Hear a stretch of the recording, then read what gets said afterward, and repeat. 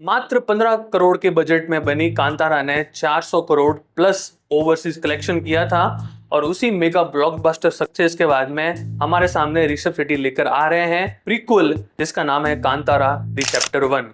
इसकी कहानी की बात की जाए तो जो भूताकोला ट्रेडिशन होता है तुलु लोगों में, तो पंजूरी देवा और जो वो गुलिंगा देवा, इन दोनों डिवाइन पावर्स के बारे में हमें जो बताया गया था उनका ओरिजिन देखने को मिलेगा कि कैसे और कब इन दोनों शक्तियों का ओरिजिन हुआ था और उसके पीछे के कारण क्या थे। जहां पर इसमें जो ऋषभ शेट्टी का कैरेक्टर है वो एक शायद मीडियम का काम कर रहा है between the gods and the human, जहां पर उनको ऐसा काम सौंपा गया है भगवान के द्वारा कि आप हमारे मीडियम बनोगे और आप ही एक तरीके से इस पूरे के पूरे ट्रेडिशन के ओरिजिन में इंपॉर्टेंट रोल प्ले करोगे। क्योंकि एक सीन में हम देख भी सकते हैं कि जो एक न्यूबॉर्न बेबी होता है वो एक अबैंडन जगह पर पड़ा होता है जिसके आसपास वो एक टाइगर घूमता है। तो इससे हमें वो संकेत मिलता है कि जो जन्म हुआ है ऋषभ शेट्टी के कैरेक्टर का वो शायद डिवाइन पावर से हुआ है और उसके बाद में जो तुल्लू लोग होते हैं वो उनको अपना लेते हैं और जैसे जैसे वो बड़े होते जाते हैं वो फाइट करते हैं इनजस्टिस के विरुद्ध, जिसमें हमें दिखाया गया है राजा और जो पूरे का पूरा उसका किंगडम है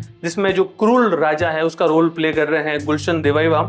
और इसमें जो गुलशन का कैरेक्टर है वो एक ऐसा कैरेक्टर बताया जा सकता है कि जो बहुत ज़्यादा क्रूर है, अत्याचार करता है तुलु लोगों पर, और उन्हीं अत्याचारों से मुक्ति दिलाने के लिए हमारे हीरो का जन्म होता है और जो डिवाइन पावर्स है वो धरती पर आती है और कैसे वो शक्तियां मिलकर through the character of Rishabh Shetty जो हमारे हीरो है इस फिल्म में इनजस्टिस से पूरी की पूरी फाइट करती है और उसके बाद में एक तरीके से वो सिंबल बन जाती है पूजा का उन लोगों के लिए जिन लोगों की उन्होंने रक्षा की है, यानी कि जो तुलु लोग होते हैं उनके लिए, और वहीं से स्टार्ट होता है भूताकोला ट्रेडिशन। तो ये तो सिर्फ मेरा अजम्पशन है स्टोरी को लेके। अब देखते हैं कि प्रॉपर स्टोरी क्या होगी, ये जब मूवी रिलीज होगी तब पता चल जाएगा। ऑब्वियसली क्योंकि मूवी रिलीज नहीं हुई है तो जो भी डिस्कशन हम कर सकते हैं वो अभी ट्रेलर पर ही कर सकते हैं। कांतारा द लेजेंड चैप्टर 1 का जो ट्रेलर है उसको देखने के बाद में एक चीज तो समझ में आ जाती है कि इसको बहुत ही ग्रांड स्केल पर शूट किया गया है। इसकी जो सिनेमाटोग्राफी है वो काफी टॉप नॉच नजर आ रही है और जैसे जैसे आप ट्रेलर देखते हो रिपीटेशन मोड पे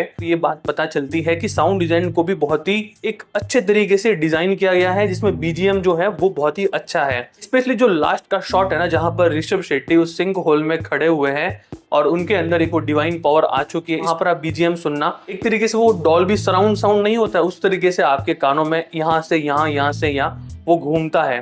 तो साउंड डिजाइन मुझे काफी अच्छा लगा है। उसके अलावा जो फाइटिंग सीन्स है उनके लिए भी जैसा मैंने अपने पहले वीडियोस में बोला है काफी मेहनत की है तो वो भी काफी अच्छे लग रहे हैं और उसी के साथ में जो वीएफएक्स और स्पेशल इफेक्ट्स है ना वो भी काफी अच्छे लग रहे हैं। Cinematography, music level, sound design, special effects, VFX और इन सब चीजों के मामले में तो ये फिल्म काफी सॉलिड नजर आ रही है। अब ऐसा क्या है इस ट्रेलर में जो शायद मेरे लिए वर्क नहीं किया या फिर उतना वर्क नहीं किया जितना मैंने सोचा था। तो पहली बात तो ये है ना कि जब मैं ये ट्रेलर देख रहा था ना तो मुझे ऐसा लगा कि मैं मणिरत्नम की मूवी का एक ट्रेलर देख रहा हूँ, क्योंकि जिस तरीके से हिस्टोरिकल एलिमेंट को दिखाया गया है ना आपको ऐसा लगेगा कि शायद पोनियन सेल्वन का आप ट्रेलर देख रहे हो या फिर it feels more like a Mani Ratnam movie rather than a Rishab Shetty movie. जो फर्स्ट पार्ट का एक जो रूरल और ग्राउंडेड टच था ना वो कहीं ना कहीं इस सेकंड पार्ट के ट्रेलर में तो थोड़ा बहुत मिसिंग नजर आ रहा है। ऋषभ शेट्टी ने ये जानबूझकर किया होगा कि वो मूवी के सारे इंपॉर्टेंट की पॉइंट्स है उसको छुपा कर रखना चाहते हैं ताकि ऑडियंस जब इस मूवी को थिएटर में देखे यूनिक एक्सपीरियंस मिले। क्योंकि इस फिल्म की जो बेसिक स्टोरी है ना वो भी वही है कि कैसे जो डिवाइन पावर्स है और जो भूताकोला ट्रेडिशन है उसका ओरिजिन हुआ था।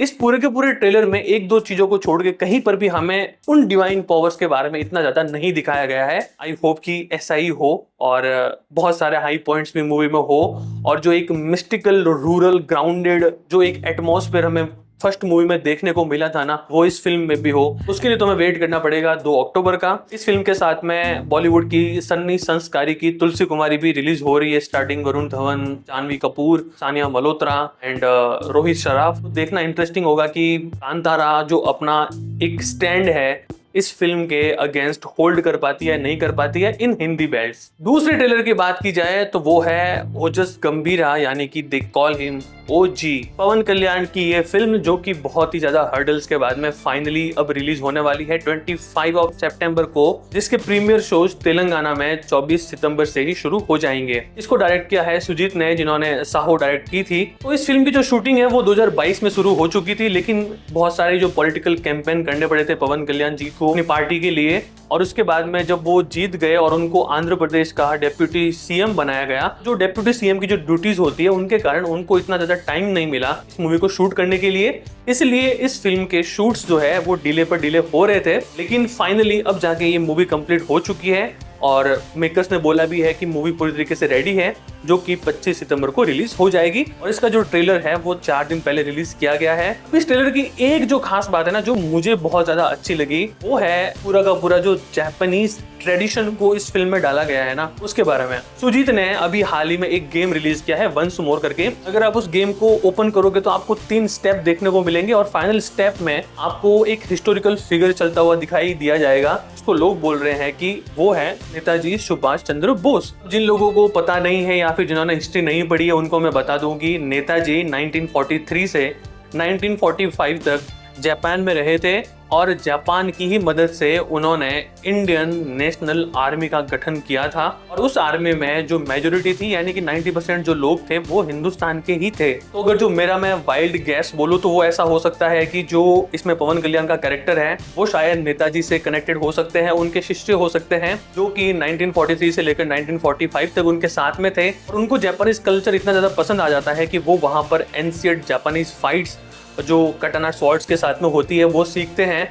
और कुछ जापानीज लैंग्वेज में उनके हाथ पे टैटू भी, अगर आपने देखा हो ट्रेलर में, तो टैटू दिखाई देते हैं उनके हाथ पर बने हुए। उनका जो मीनिंग है वो ये है कि प्रॉमिस, स्ट्रेंथ एंड फायर। और जो पूरा का पूरा कटाना स्वॉर्ड से जो फाइट सीन है और जो इस फिल्म के फॉन्ट भी है ना, वो भी काफी आपको एनीमे काइंड ऑफ जापानीज दिखाई देते हैं। और जो सॉन्ग है वाशी ओ वाशी, जिसको पवन कल्याण जी ने गाया है, वो एक जापानीज पोइम है। इतनी सब चीजों को अगर माइंड में रखा जाए ना, तो बहुत ही हाई चांसेस है कि इस फिल्म का एक बहुत ही स्ट्रॉन्ग कनेक्शन है जापान से। उसके बाद में वो आ जाते हैं हिंदुस्तान में, जहाँ पर वो बॉम्बे में आते हैं। और फिर बॉम्बे में आने के बाद में वो शायद अपनी एक गैंग बनाते हैं, या फिर उनका एक बहुत ही इंपॉर्टेंट फिगर के रूप में राइज होता है। फिर उनकी लाइफ में कुछ ऐसा होता है कि उनको वायलेंस से थोड़ा सा दूर जाना पड़ता है और डिसअपियर होना पड़ता है। जहाँ पर हमें एक सीन में दिखाया गया है कि इस फिल्म में हमारी जो हीरोइन है प्रियंका मोहन, उनको एक वो सपना आता है नाइट में, और फिर वो जब नीचे भागती हुई जाती है तो देखती है कि जो स्वॉर्ड है वो अभी भी बंद है, अच्छे से कपड़े से लिपटी हुई पड़ी है और पवन कल्याण जी पास में बैठे हैं। तो ये चीज हमें बताती है ना कि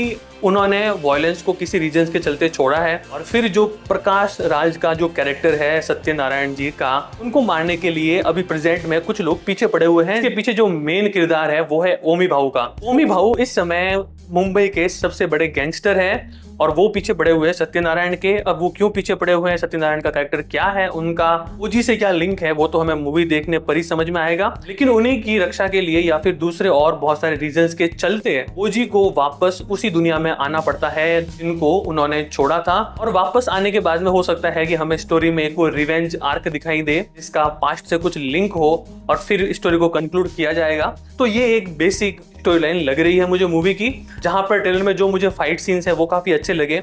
स्पेशली जो कटाना फाइट सीक्वेंस है वो काफी सॉलिड लग रहा है। जो पुलिस स्टेशन का जो फाइट सीन है वो भी काफी बढ़िया लग रहा है। और जो थमन का म्यूजिक है, जो गाने आए हैं, the calling OG, fire strong, the guns and roses, और जो वाशी ओ वाशी, ओमी का ट्रेंस है, सब के सब जो गाने हैं ना वो सॉलिड है। मतलब थमन का म्यूजिक तो बाप लेवल का इस फिल्म में। एक तरीके से ये एक ऐसी फिल्म होने वाली है ना कि जिसमें पॉलिटिकल एंगल भी होगा और उसमें अंडरवर्ल्ड का एंगल भी होगा, जिसमें हमें बहुत सारे ऐसे हो सकता है कि हिडन मैसेज, रिवेंज स्टोरी दिखाई दी जाए, जहाँ पर जापानीज कल्चर एक इंपॉर्टेंट रोल प्ले करेगा। अब ट्रेलर में ऐसा नेगेटिव क्या लगा तो उसका तो मतलब ऐसा कुछ है नहीं, क्योंकि इन्होंने इतना ज्यादा कुछ दिखाया भी नहीं है। बट आई जस्ट होप कि जो इमरान हाशमी का कैरेक्टर है उनको थोड़ा सा सॉलिड लिखा हो उन्होंने। जो साउथ इंडियन मूवीज में जो विलन का कैरेक्टर है बॉलीवुड हीरोज का, एक वो वैसा कैरेक्टर ना हो, थोड़ा सा स्ट्रॉन्ग हो, इसकी अपनी एक पर्सनल स्टोरी हो जो कि हीरो के सामने ऐसे टो टू टो मैच करता हुआ चले। तो ओवरऑल मुझे इन दोनों मूवीज के ट्रेलर अच्छे लगे हैं। वो ऐसा भी नहीं है कुछ लोग बोल रहे हैं कि आउट ऑफ द वर्ल्ड है, वैसा भी नहीं है, अच्छे हैं। और जो कुछ लोग बोल रहे हैं कि नहीं नहीं बहुत ही वाहियात है, घटिया है, एक्सपेक्टेशन से बिलो है, वैसा भी नहीं है। Let's just see